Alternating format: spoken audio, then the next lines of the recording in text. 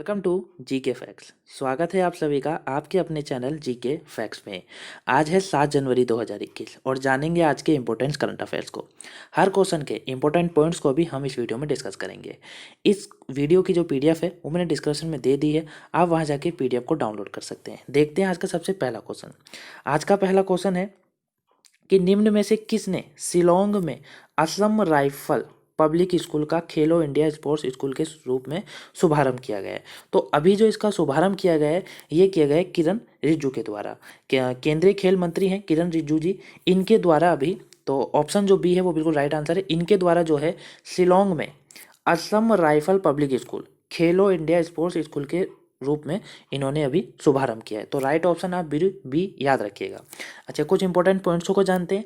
तो ये देखिए, देश में नोवा स्पोर्ट्स स्कूल को मंजूरी दी गई है। 9 स्कूलों स्पोर्ट्सों को जो है वो अभी मंजूरी दी गई है।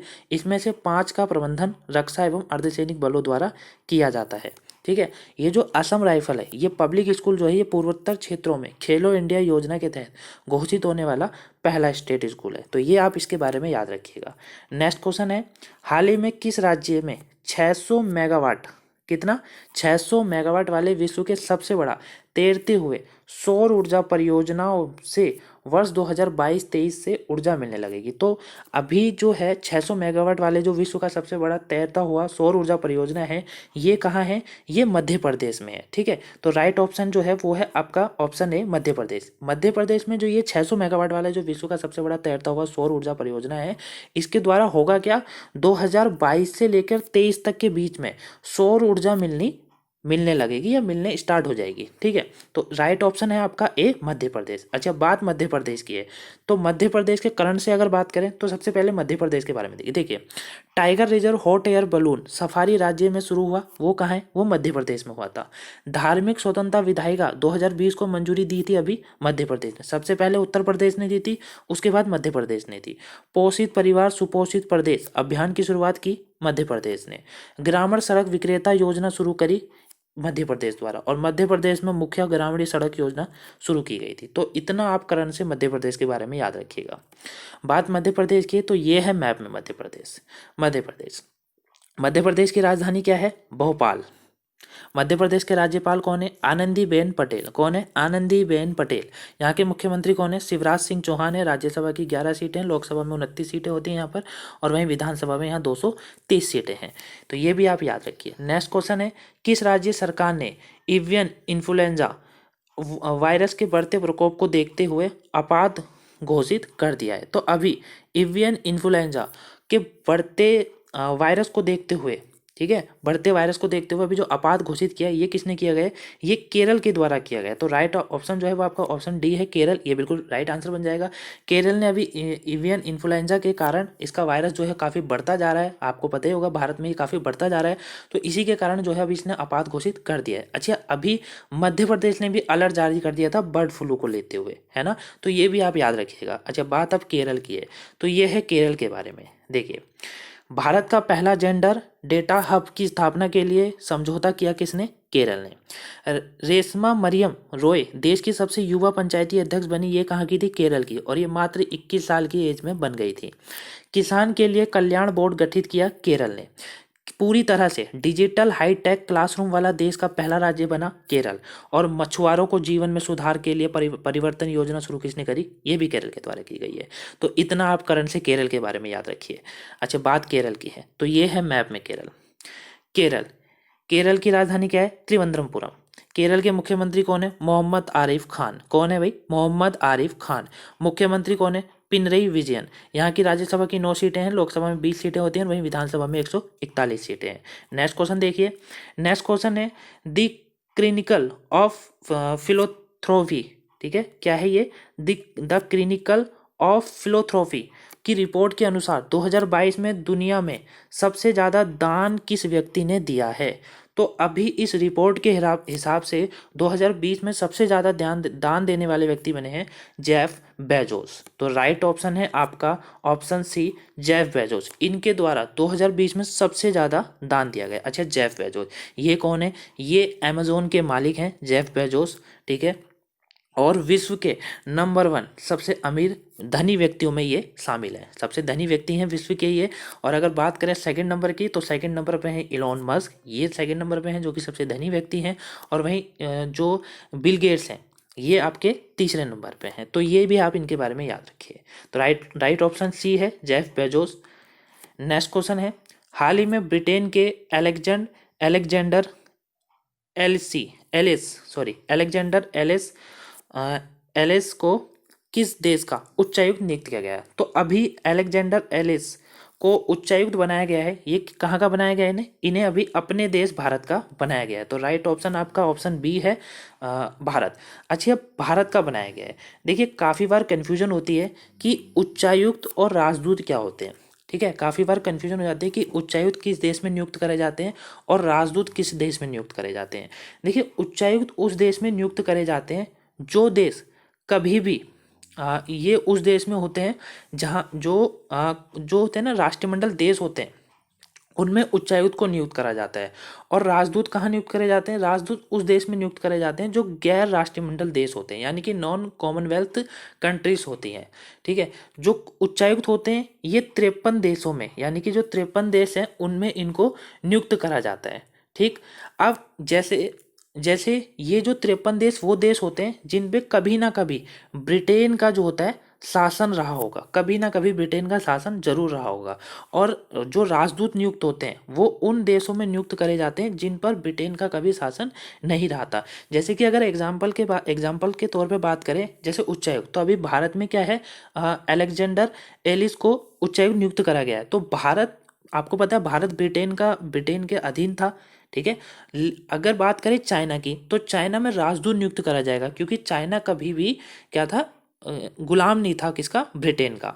तो आप ऐसे भी समझ सकते हो या फिर आप ऐसे भी कह सकते हो कि जो राजदूत होते हैं वो गैर राष्ट्रमंडल देश होते हैं और जो उच्चायुक्त जहाँ पे नियुक्त करे जाते हैं वो राष्ट्रमंडल देश होते हैं। तो इनमें काफ़ी बार कन्फ्यूजन आती है, आप कन्फ्यूज मत होइएगा। उच्चायुक्त और राजदूत आप शायद समझ गए होंगे। अच्छा, बात ब्रिटेन की है, तो ये है ब्रिटेन से रिलेटेड।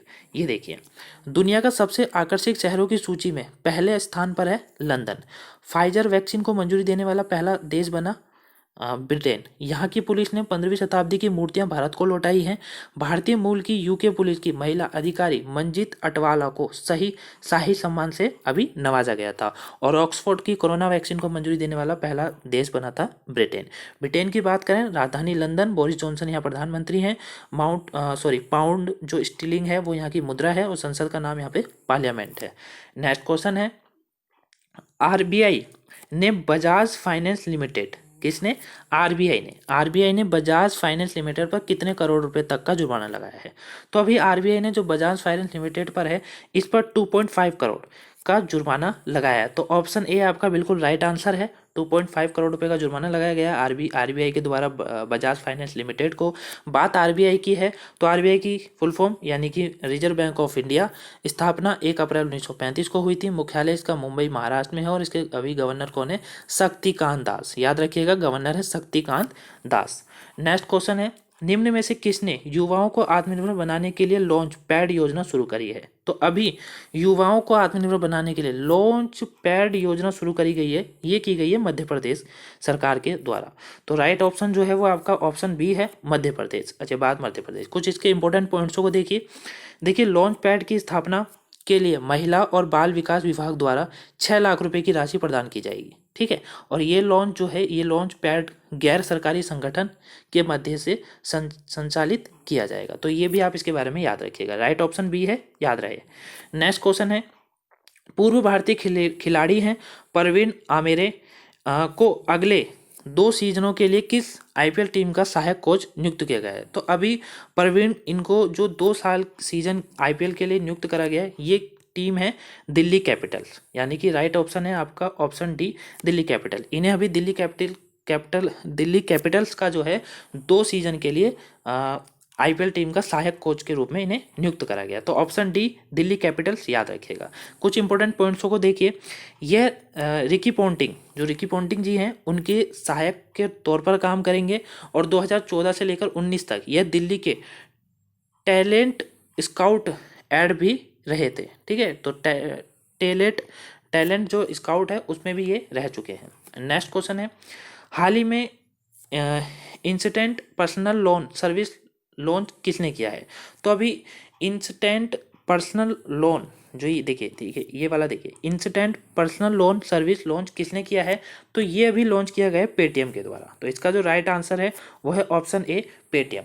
पेटीएम के द्वारा अभी इसको लॉन्च किया गया है। अच्छा, इसमें ये लोन है, तो लोन कितने साल में या कितने और कितना लोन मिलेगा? तो देखिए इंपॉर्टेंट पॉइंट्स में देखिए, तो पेटीएम की इस सर्विस से साल के 365 दिन किसी भी समय सिर्फ 2 मिनट में लोन मिल सकेगा। कितना? सिर्फ 2 मिनट में लोन मिल सकेगा।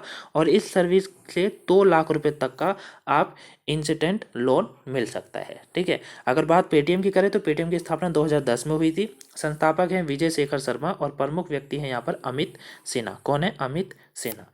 नेक्स्ट क्वेश्चन है, निम्न में से पेट्रोल डीजल से ज़्यादा इलेक्ट्रिक कारों की बिक्री वाला देश कौन बन गया है?